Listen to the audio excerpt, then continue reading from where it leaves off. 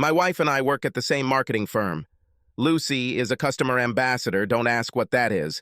Still don't know what her job is other than making out with customers. I'm Mark, and I lead the IT team. Everything was going well for us. We were employed, happy, finished renovating our dilapidated house, and we had two wonderful children, 13-year-old Emma and 11-year-old Daniel. We live close to our families and have close friendships. We are both over 30 and we suit each other, although she wins in terms of looks. She is 1 meter 75 meters tall with long blonde hair and beautiful blue eyes. Lucy claims her family lives in Sweden and she looks Scandinavian slim. She is bright and lively and never seems to stand still. I'm 7.5 centimeters tall with sandy hair and prefer endurance sports such as cycling and running. So I have a slim build and am physically fit but not in an ostentatiously athletic way. I was surprised when I was invited to a long weekend on a private island owned by one of our firm's clients. Jack Edwards, our CEO, explained that he and his wife Margaret were traveling along with several directors and their partners. Lucy was also invited as she was the client's main contact. It sounded like I was there to crunch the numbers, but hey, don't look a gift horse in the mouth. Jack explained that the client was very wealthy and could easily become our firm's largest client, that we would leave early Friday morning and return on Monday on a private charter, and everything would be provided to us. Lucy knew everything when I mentioned it on the way home. She had been working with the client for several months and seemed very impressed and was looking forward to the free weekend. I asked her about the weekend, but she didn't seem to know much, so I asked her about the client. Lucy explained that his name was William Fellows and said that he was in his mid-40s, looked good, exuded self-confidence, and had inherited the family fortune. She seemed a little fascinated, describing him as bossy and reserved, among other things. Great, I thought to myself. He sounds like an arrogant asshole, but I'll probably keep that observation to myself until the weekend. 2 weeks later, on a Friday morning, we found ourselves on a private charter plane. I must say I was impressed. If the island was his, he must be absolutely equipped. I don't know exactly what I expected, but it seemed huge. Maybe 5 miles long and a couple of miles wide, judging by what we saw as we came into land. It looked like a 5-star resort, with the main buildings located behind the white sandy beach that formed a perfect crescent. Lucy was beside herself with delight, and the others were not far behind her. We were shown to our rooms and then went to lunch with our host on the veranda overlooking the bay. I wanted to hate him, but William seemed like a reasonable guy. Lucy even downplayed his appearance. He looked like George Clooney. He thanked us for coming and told us to make ourselves at home. We chatted with the other 3 couples from our firm and met a stunning brunette named Charlotte, who I assumed was William's weekend date. Besides the waitstaff, the only guy there who wasn't introduced to us looked like a security guard and hung around in the background. I wondered what kind of enemies William had, that even on a desert island, he still needed protection. William greeted Lucy like an old friend, and they felt very comfortable in each other's company. She and the others seemed to obey most of his words. I suppose this was natural, since he was an unusually generous host and their most valuable client. We had a great afternoon snorkeling, kayaking, and generally lazing around in the bay. Free drinks and food were constantly offered. Later, we enjoyed the evening dinner with all the members of the group. The atmosphere was friendly and relaxed. We chatted in small groups. Charlotte came up to us and introduced herself. She was sweet and talked about growing up in England.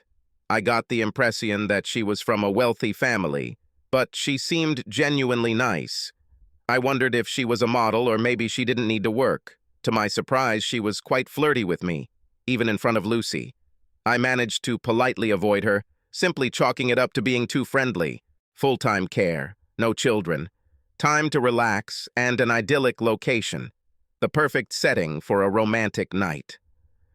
Lucy was particularly loving. Our lovemaking was intense, and she confessed her love for me on multiple occasions. It was the best night in a long time. Maybe there's something to this Love Island idea after all. I was hoping for a repeat the next morning, but Lucy quickly showered and was ready for breakfast. I finally managed to drag my ass out of bed and catch up with her while she was talking to Jack and William. I wondered if it was work, as both Jack and Lucy looked slightly stressed. Perhaps William was making out and using the weekend to push them into something work-related. As I approached, the conversation broke down, and, after a quick snack, we and the others continued to enjoy another beautiful day by the pool. On Saturday, we went out to dinner, and I noticed that Lucy had become more dressed up. She looked stunning in a red satin evening dress and stilettos. After dinner, William asked if we could spare him a few minutes. We agreed and followed him into the office, followed by a security guard. William sat down in a high-backed leather chair, and I sat on the sofa opposite Lucy, noting that she sat slightly away from me. After a long pause, William spoke. "I have a proposal for you, Mark. It is personal."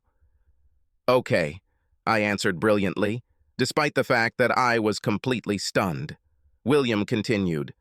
"I've had the pleasure of working with Lucy and getting to know her better over the past few months, and it's been an absolute pleasure.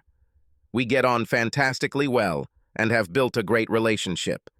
He paused, perhaps waiting for my reaction, but I had no idea where he was going with this, although the word relationship made me feel a little uneasy. He continued casually. "As a result, I have a proposal. I would like to spend the rest of the weekend with Lucy. Of course, I will be happy to compensate for the time she would have to spend with you. And to do this, I intend to transfer $100,000 into your joint account." I laughed. It was supposed to be a joke, and I couldn't resist making a joke. "Well, William, it looks like you're a little tight-fisted. Didn't Robert Redford offer more than £1 million for Demi Moore?" Nobody laughed anymore. William continued, "As in any other business, I'm willing to negotiate the price to get what I want. Besides, Charlotte will be in a difficult situation, and I would be glad if you would agree to entertain her." I turned to Lucy, expecting her to smile, but she just looked worried. "This is not a joke, Mark. William invited me to join him, and I think that we should seriously consider this offer." I wanted to hit him, but when I looked back, the guard was already close. I was surprised how he managed it. I didn't even see him move. William continued to say, "I assure you that your wife fully supports this idea." "Where's the harm? We'll all have a great time, and you'll make a significant amount of money." I turned to Lucy. "Maybe the difference in price is explained by the fact that Demi Moore didn't want it for that amount." Lucy flinched at this remark, but she was smart enough not to say anything. I desperately tried to think, but was forced to focus on my breathing, which was becoming increasingly labored. I looked at the guard. His demeanor had completely changed. He looked wary and focused on my movements, and with good reason, since I really wanted to punch William in his pretty face. "What is your name? Ex-military, judging by your appearance? He often does this kind of shit?" "Shane, sir, and I cannot comment on this matter. And if I attacked your asshole boss, I think you could kill me with your bare hands or something." Shane smiled. "Maybe just to keep you from doing this, sir." Turning to William, I said, "It's a good thing you brought him. Otherwise, I would have beaten the crap out of you." William didn't seem bothered at all. "Let's not rush, Mark. A lot depends on this." Lucy spoke next. "Mark, think about it. Just a couple of days, and money will change our lives forever." I was devastated. She clearly planned and wanted this. "Tell me, dear, did the offer of money come after you two decided to do this?" Having received no answer, I continued. "I think Charlotte was also offered to sweeten the deal." "Who is she? A prostitute?" To this, William replied, "Charlotte is my personal friend. In addition to being rich, she is a very high-class escort and only takes contracts that interest her. Rest assured, with her, you will experience something out of the ordinary." I think that makes them both prostitutes. Another wince from Lucy, but no softening words. "Well, William, you can put your money up your perfumed ass." It was at this moment that Lucy spoke and showed her true colors. "This is my body, and I want to do this. It's just sex, and we'll both be interested in exploring it with others. William and I like each other, but that's it. That doesn't change our love for each other. I'm sure you and Charlotte will have a good time, too." I was stunned by her words, which slowly came to me. The difference, my dear wife, is that I don't want anyone else. And this is much more than you imagine. This is betrayal and conspiracy behind my back. I will never be able to trust you again, and if you are ready to do it once, then why not do it again?" Lucy quickly replied, "You are overreacting. I told you about this, so it's not a conspiracy or a secret, and I'm absolutely truthful. This will happen, and then I will return, becoming completely yours. If you love me, you will only allow me this one thing. Think about what we can do with the money, holidays with the kids, everything. Don't you dare use our children as an excuse. We don't need money, and don't think I'll take you back. Your honesty will only work if we agree on something together. And the only person you agree on anything with is this pompous asshole. Money is just an excuse. You want and plan to do it. I think the money and Charlotte are just because you didn't think I'd agree. Well, you're right. Even with money, I still don't agree." Lucy continued, "You're right. I want to do this. I want to experience something different, something new, and I am attracted to William. But this should not hurt us. I don't want to change. And you think this is better? Have you already made your choice, even dressed up for it? Don't resist, baby. You won't like the consequences." "What do you mean?" "Well, you won't come out of this with good consequences. If you fight this or go for divorce, you will lose everything. Your home and children, even your job will be in jeopardy. And there is no need for this. So, just accept it. Everything will be much easier. See you tomorrow, and remember, I love you and only you." I needed to leave. Breathing was becoming a real problem, and if I stayed, I would lose it. I stood up feeling like I was unsteady and staggered towards the door. I heard Lucy calling my name, but I kept walking. As I was crossing the hall, Charlotte came up to me and hugged me, saying that everything would be fine. I turned to her. "Who are you, a fucking consolation prize?" She walked away with her head held high. I kept walking and eventually got outside and walked halfway across the yard, but I didn't feel very good.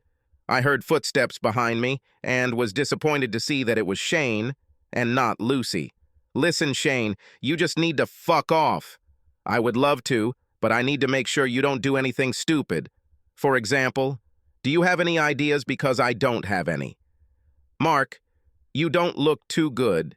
Just sit against the wall, pull your knees up, and focus on taking long, slow breaths." I felt weak and had no strength to argue. It seemed like an eternity, but it was probably only a few minutes before I calmed down. I noticed Shane sitting next to me. "Thank you. I probably don't know what it was. Possibly an anxiety or panic attack. You were quite pale, but now you look more pink."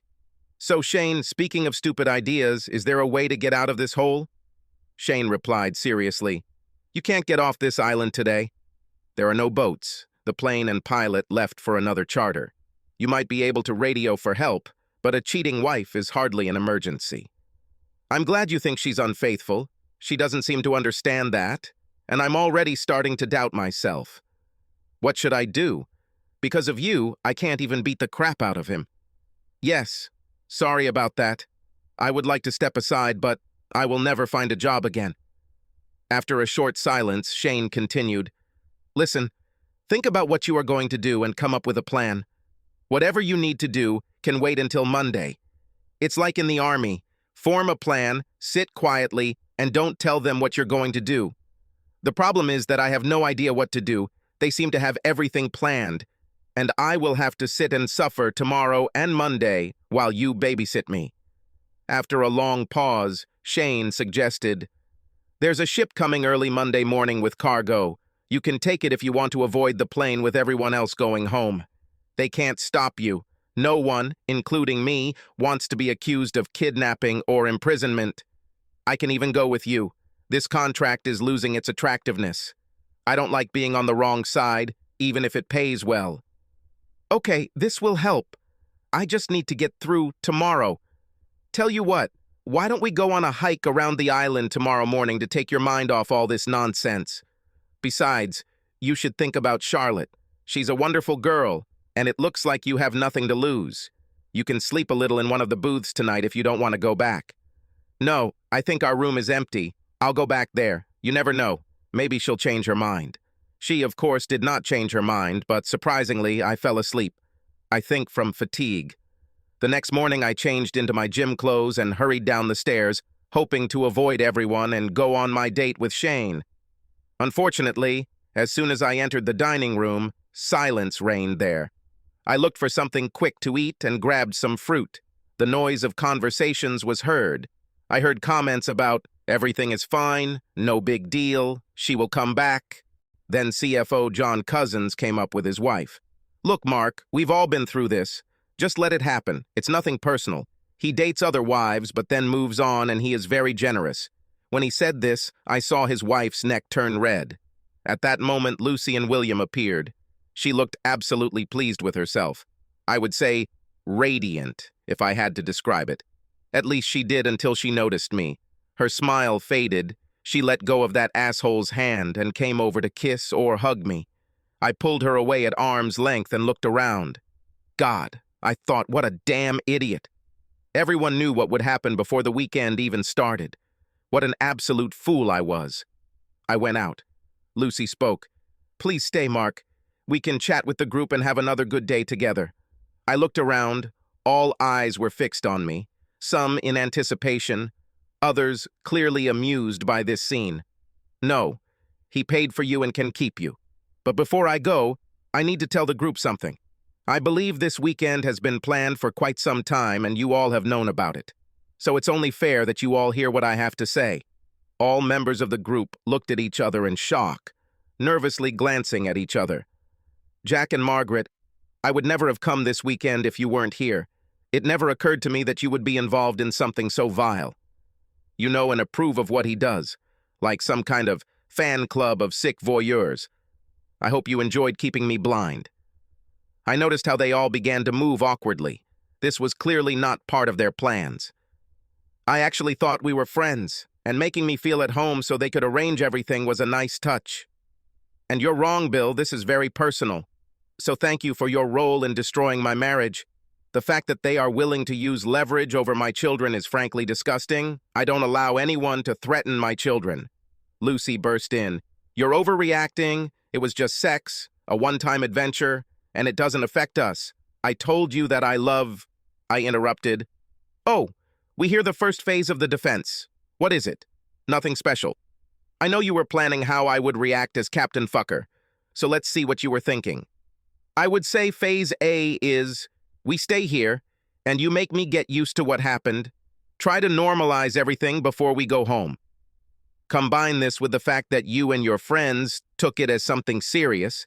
They have already started this topic on your behalf. No doubt you think that I shouldn't overreact, be rude, or act childish. I have to grow up.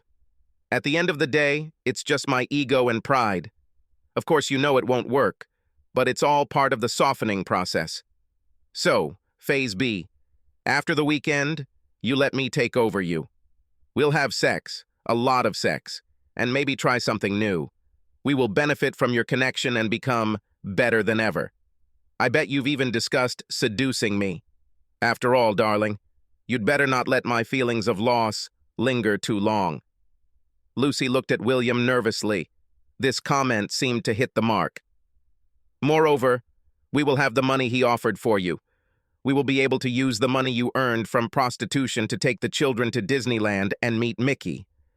At these words, quite a few of them shuddered.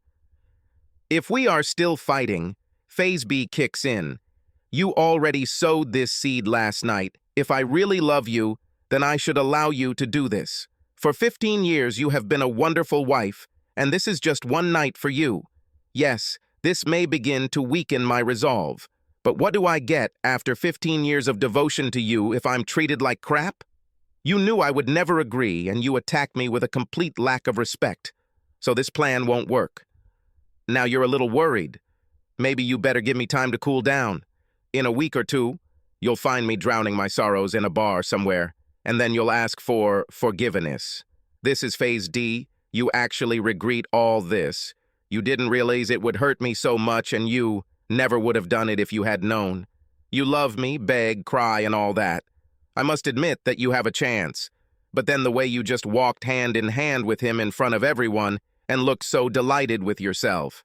This confirmed to me that there really was no guilt or regret, only contempt and a desire to humiliate me. Phase D won't work for you. So, finally, a backup plan may be needed. Phase D, threats.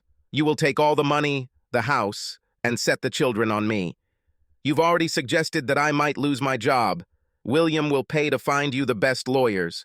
I will end my life. Sad, poor, and lonely. You can even threaten to move in with him and live happily ever after with our children. William raised his head so quickly that I almost laughed. Oh, God, it looks like your lover doesn't really want your children, baby. Lucy finally found her voice. It's really not that big of a problem, she began.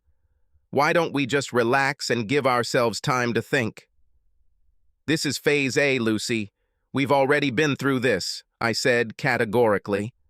So why don't we save everyone time and move on to the final result? This is what I was thinking about last night, and my conclusion is that everyone, including the children, would be better off if we divorced. This is much healthier than living in an unhappy home. At the end of the day, you can't be happy if you're doing this crap, and I'm certainly not happy. You can try to stop me from seeing my kids, but you know I'm a good father, and that's good for them, and they're old enough to understand. I doubt your family and friends will support you, not after they find out what you did. I don't care about money. It's always been you. Everyone sat in shocked silence, eyes wide as goldfish. Do any of your bastards have any more tips? Did I miss anything? No, don't think. Oh, and one more thing. Jack, you can shove your job up your ass, but I'll see you in court for a forced dismissal case. My job depends on the client having my wife. It seems that this is simply the reason. With that, I walked out. You could have heard a pin drop. Shane followed me as always. As we left, Shaney chuckled. Well done. I see that you took to heart the advice to keep the plan to yourself. I couldn't help but smile. Yes, it looks like I failed at this idea. Shane actually laughed as we left the building. It's good that you remained a civilian. You would never have achieved success in the army. Anyway, let's go. Shane grabbed his backpack and set off at a leisurely pace up the coast. After a mile, I was having trouble keeping up with him and began to think that perhaps it was a mistake. I heard him shout something from up front about how physical torture is a great way to take your mind off mental torment. My burning muscles and lungs seemed to agree. The scenery was breathtaking, and Shane was in good company. He switched from asking about me to hilarious stories from his time in the British Army. We spent several hours circling the northern part of the island. Climbing along the coast, we headed to a high point in the center. I was barely out of breath when Shane suggested we jog back since it's all downhill. I could barely keep up with him, but I suspected he was slowing down to either support me or torment me, depending on your point of view. We returned at noon. I was panting and exhausted, telling Shane that until today I thought I was in shape. He was hardly out of breath, but was kind enough to say that I was pretty fit and that it wouldn't make me feel too bad, since he was a physical education instructor in the Army. I staggered to my room. Lucy was not there, and I wondered if my wife was earning an extra fee. I showered and, finding myself very hungry, headed to the dining room to find some food, but was again disappointed to find William and Lucy there.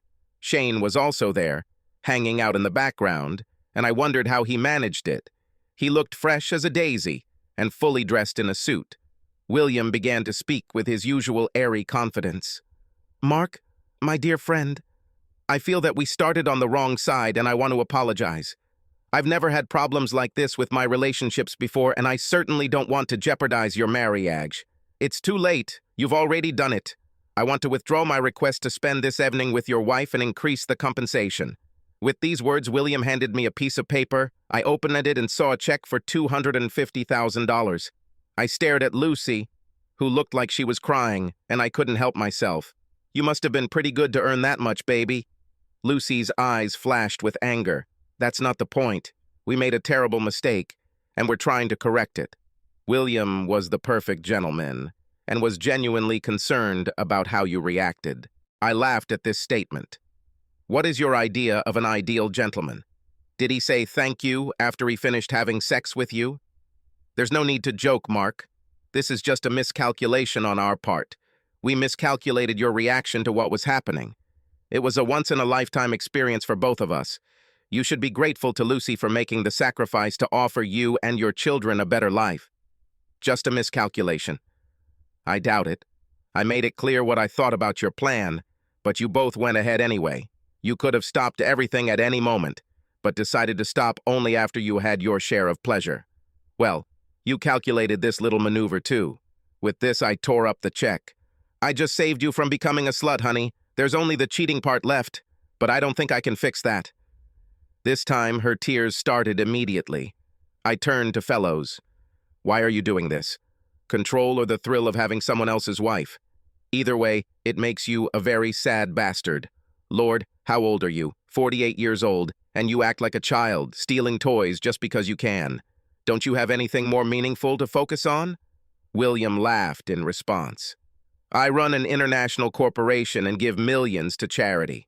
I have something to focus on. According to the research I did last night, you inherited this corporation, and under your management, it is shrinking. When it comes to charities, attending gala dinners and fundraisers must be difficult. When was the last time you did something yourself, got your hands dirty, and actually helped another person? I doubt you have it in you. You're so self-absorbed and too busy playing games with people's lives. Judging by the way you planned this weekend for everyone to know, you must be turned on by humiliating others. Sorry, Lucy, but it wasn't just because he wanted you, he fucked every board member's wife. So, you're one of many. Why don't you, William, try to grow up, have a real relationship with someone, put some of your wealth to good use, and stop being a complete asshole? For the first time, I saw him stumble over his words and look unsure of himself. I continued, Shane, you better get that piece of crap out of my sight before I take a chance on you. I saw Shane hide a small smile before saying to Fellows, I think it's time for us to leave, sir, before your safety becomes an issue. After they left, I grabbed a snack and went down to the beach, trying to avoid the others. Just when I thought I was alone on the beach, I noticed Charlotte lying in a hammock reading.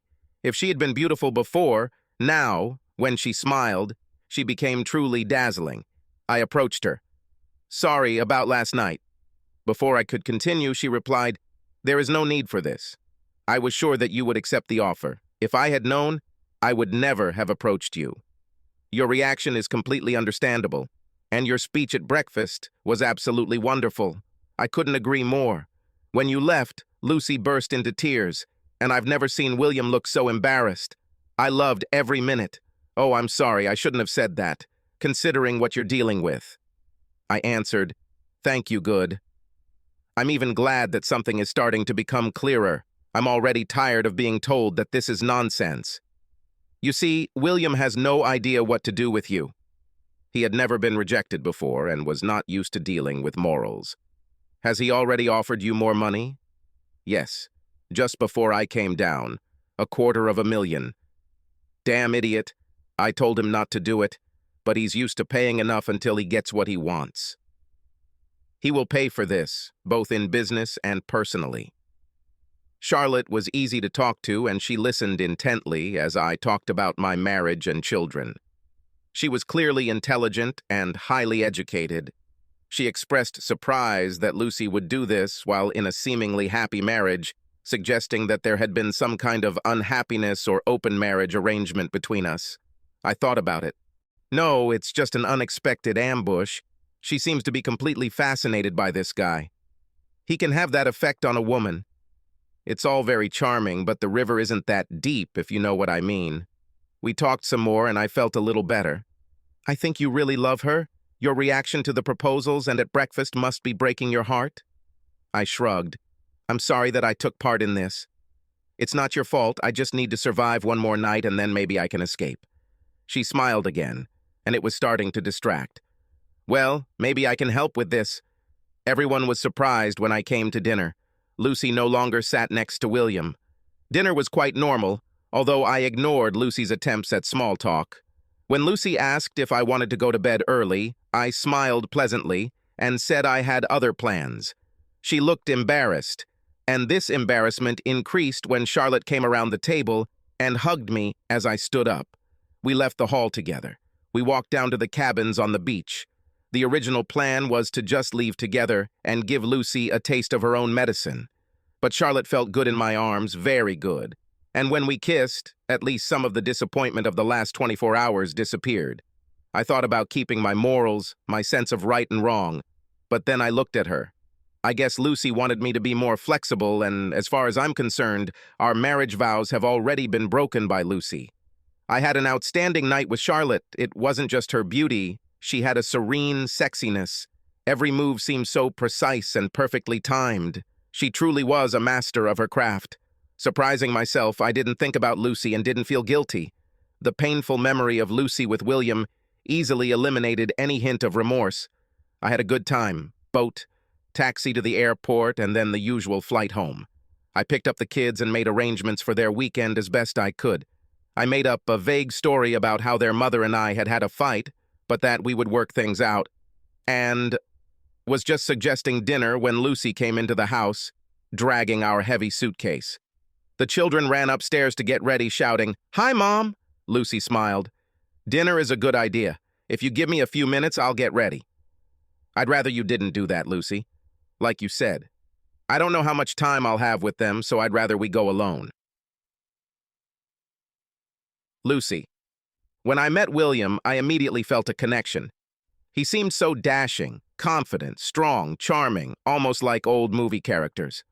It was strange that later, in Mark's presence, he was neither of them. Flirting led to lunch and then dinner. It was exciting. I felt dizzy from it. After dinner, he kissed me goodnight, and I almost melted, but I was determined not to cheat and told him about it. William talked about how some of his relationships were open, and I wondered if Mark might be able to go for it. When he offered to make this offer, I thought that the money would justify it. Jack supported me, and we started making plans for the weekend. The weekend started out brilliantly. I had a great time with Mark and almost gave up on the whole thing. If only I could. William said that everything would be fine and that he should relax. Both he and Jack said to expect Mark to reject the idea, but to give him time to calm down. Mark reacted completely differently than we expected and planned. The biggest shock was that he actually looked unwell. I wanted to run after him, but William assured me that everything would be fine. He asked Charlotte to meet him, so when he didn't return, I thought he was staying with her. I was relieved, and after months of waiting, I was desperate to spend time with William. As soon as he kissed me, I realized that I would succeed. He led me into his bedroom, and before I could take off my clothes, I was already excited with anticipation. William stood in front of me and undressed me as if I were the most delicate trophy. I felt so special. Despite his age, he was incredibly fit. I was not disappointed by his body or his manhood below the waist. When I reached out to him, William pulled away and started kissing my whole body, kissing me everywhere, slowly. He gauged my reaction and responded, seemingly in sync with everything I wanted and needed. My first climax came quickly, caused by his skillful caresses. When I came to my senses, he stood up and began to kiss me passionately. He was a skilled lover. I was stunned by the sensations that washed over my body. Now I was completely captured by desire. He increased the pace and began to take me hard. As the next climax approached, William followed me. Finally, we both relaxed in each other's arms. I woke up in the middle of the night, confused, believing I was sleeping with Mark, and shocked to find another man lying next to me. I felt guilty, wondering where Mark was and how he was feeling. I must have disturbed William because he woke up and kissed me, and my guilt was soon forgotten when he climbed on top of me again. This morning I was brushing my teeth when William came up behind me. He seemed insatiable. We moved back onto the bed, holding each other's hands before I pushed him onto his back and straddled him, delighted by the look of desire and ecstasy on that face. Once again, it was able to coincide with our final climax. It was everything I had hoped for, and I was thrilled. I kissed William and thanked him for a wonderful night. It felt natural to hold his hand as we walked down the stairs and into the dining room, and I looked forward to another night. I turned to look at Mark, and everything fell apart. I had to swallow my panic when Mark exploded. Everything had to go wrong. It was clear that he had not slept with Charlotte. Even without this, I thought that he would leave, but I did not expect such anger. What scared me most was his cold rage. Mark was too logical in everything. He anticipated almost all of my well-developed arguments. When I brought them, supported by William, they sounded much more convincing, but Mark crushed them all in 5 minutes, making them sound weak and pathetic even to me. I tried my best to hold my position, but I realized that I was losing. After he left, I collapsed, sobbing hysterically. William looked unsure for the first time. When I came to my senses, I tried to find him, but I couldn't. Jack and William then proposed the idea of stopping everything by offering more money. When we offered Mark more money later that day, I was amazed at how things turned out. William's presence had diminished so much that he truly seemed small, insignificant. Before that, his authority was such that I believed everything he said, but now this authority was undermined to the limit. He assured me that we could have fun without ruining my marriage. This plan crumbled into dust, and I was no longer sure of anything. I then flew into an irrational rage, assuming that I would stay on the island longer and have fun, but was surprised by Jack's calm but cruel response. "Don't be so damn stupid, Lucy. If you want to have even the slightest chance of saving your marriage, ask for forgiveness. You better be honest and serious in what you say. He doesn't seem like a man who's willing to change his mind." Personally, I can't argue with anything he said at breakfast. I was even more shocked when Jack told William that they would never have the same things again. He continued by saying that Mark was a decent guy and didn't deserve any of the crap we caused, and William should take his advice and think about growing up. I was amazed that Mark was present at the evening dinner. I tried to talk to him, but he simply ignored me. When he left with Charlotte, I was devastated. I was going to run after him, but what could I say? Because I basically told him to do it and spent most of the trip justifying meaningless sex. I felt angry and betrayed, and then I remembered that I had done this and more with Mark. But what made it worse was that it was all pre-planned and so public. I think I deserve it. At least it might help us stay together if we both cheat. The plane ride back without Mark made me realize how much trouble my marriage was in, because he had managed to find a way to leave the island before us.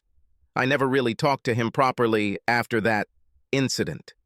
The realization of my actions began to become apparent, and waves of guilt washed over me. I reminded myself about money. Who in their right mind would refuse such an amount? My constant tears turned into full-blown sobs, bordering on hysteria, which I could not control. Jack and Margaret became increasingly concerned about my well-being. When I got home, Mark was there, but he didn't want me to have dinner with him and the kids. I almost managed to hold out until they left, and then I burst into tears again. Exclusion from the meal seemed to me an ominous prelude to my future life. When I came to my senses, I desperately tried to think of what to say when Mark returned. The problem was that everything sounded like what he had already said, and I was embarrassed to ask my mother or friends for advice. Mark. When we finally got home, the kids went straight to their bedrooms as usual, burying their heads in video games and phones. I stood and looked at Lucy in the kitchen. She seemed completely unfamiliar to me. She almost whispered, "Can we talk, properly?" I shrugged, thinking that we should figure this out eventually, so why drag it out? "I'm sorry, Mark. I promise you that it was just one time, and I will be yours and as faithful as before the weekend. I did it for the money. It could be life-changing for us as a family. I did it for us. You did it for yourself. We were fine, and money wasn't a problem. You couldn't wait to jump into his bed. You must have been in for a fancy dinner and sex. Overall, everyone had a good time. You are overreacting. It shouldn't mean anything. You really should skip phase A, Lucy. It's bullshit, and you know it. This wasn't casual sex. It was a planned betrayal, arrogant, selfish, all those traits that I hate, and now I hate you very much. So you did the same thing to that slut." "No, I didn't. I took revenge because nothing seems to reach you. You couldn't pull your head out of your ass to see how it affected me. I would never have thought about this if I had a faithful wife. And I hope it hurts, really hurts, so you might have some idea of what I feel. Only I didn't plan this in advance, and with the knowledge of everyone else, making myself look like a complete idiot. Speaking of which, how long did your secret plan take? And was this your first time with him? Her eyes widened at this, but then she seemed to realize that this was a sincere and reasonable question. It was the first time we had dinner, and I knew that he liked me. I think Jack and Margaret were feeling me out, asking if I was interested. The four of us were having dinner, and for the first time in my marriage, I found myself aroused by another man. His confidence was intoxicating. I knew it was wrong, and I resisted with all my might and managed not to have an affair. Then William suggested the idea of asking you about opening up our relationship and what you thought about changing. We talked about this briefly one evening, but it was clear that you would not agree to this. Then he came up with the idea for this proposal, and I thought that the money would make it all worth it for you.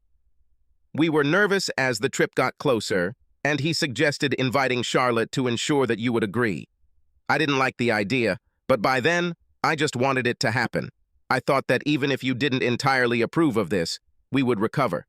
Then you so effectively destroyed all these ideas at breakfast, and I began to realize the consequences of what I had done. Was it worth it? Lucy sighed. No, of course not. I was so carried away by him and listened to what he said. I never meant to hurt you.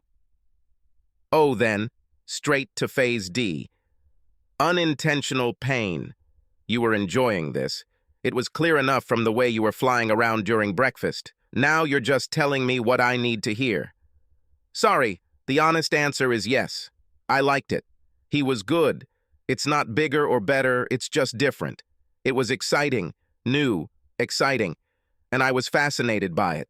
He is very experienced and knows what he is doing, but this was the only time. Please don't abandon us and break up our family because of a one-time incident. I found myself smiling wryly.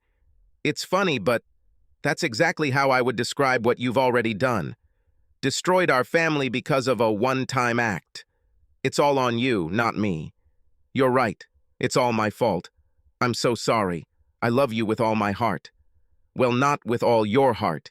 You gave part of it to him, and even if you claim that you didn't give it, your love still wasn't enough to keep me faithful. How can I trust you again? I was so trusting because it never occurred to me that you were capable of what you did. I think I don't really know you. I can hardly bring myself to look at you, let alone pretend this didn't happen. Lucy recoiled in shock. You can't say that. You love me? I know. I never thought that I could lose you. I agree. You only thought about yourself and your ass, and not about me and the children. But sometimes love is not enough. I tried to calm down and move away from gaining points in the argument and anger. After a long pause, I continued. Listen, Lucy, even if we stay together and just forget about it, as you suggest, we will never be the same. You destroyed the trust and bond of care we had for each other. You remember that more than anything in the world we cared about each other and the children. We didn't let anyone else get hurt. I never expected that you could hurt me. Mark, I love you. I made a huge mistake and I'm ready to do anything to get it back. This cannot mean that we will get divorced. To get your way, you tore my heart and threatened me. You don't do that to someone you really love. Lucy stared in silence, stunned, not knowing what else to say.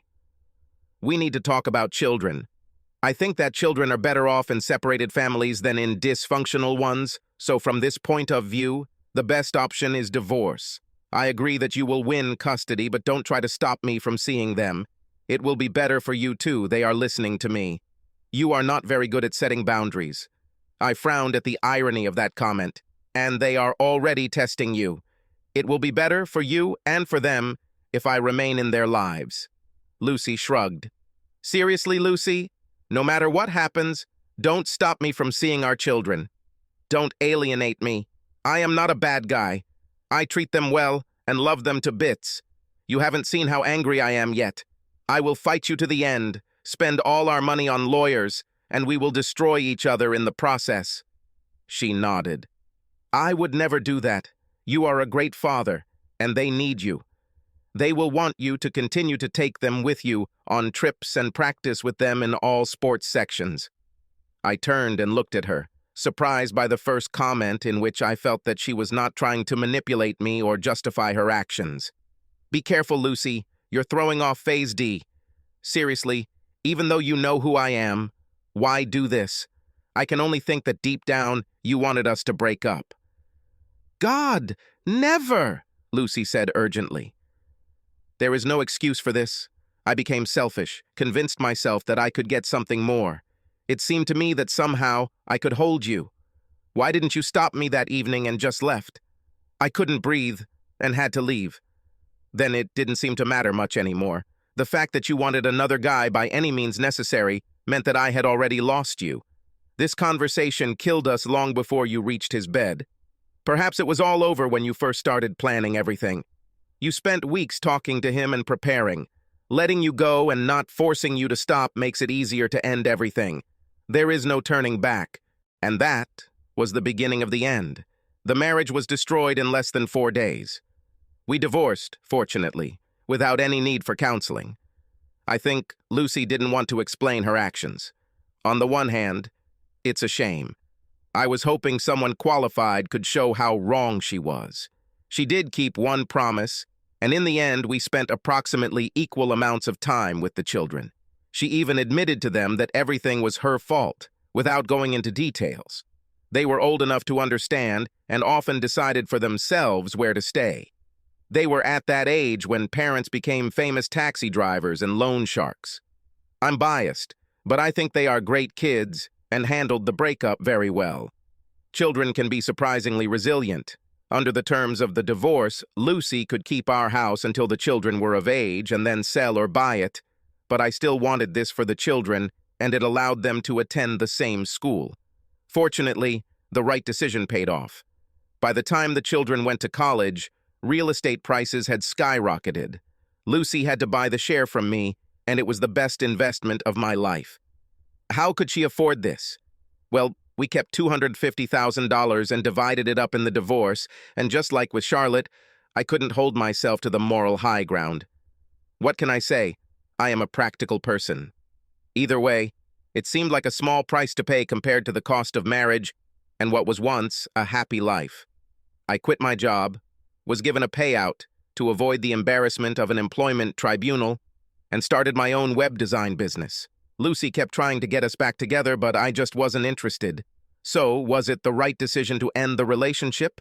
It was messy, and there were certainly no winners, but the initial threats and consequences did not materialize.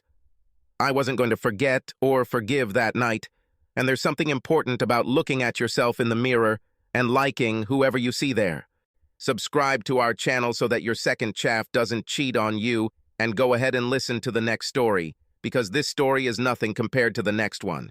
If you're under 18, don't even think about listening to the next one.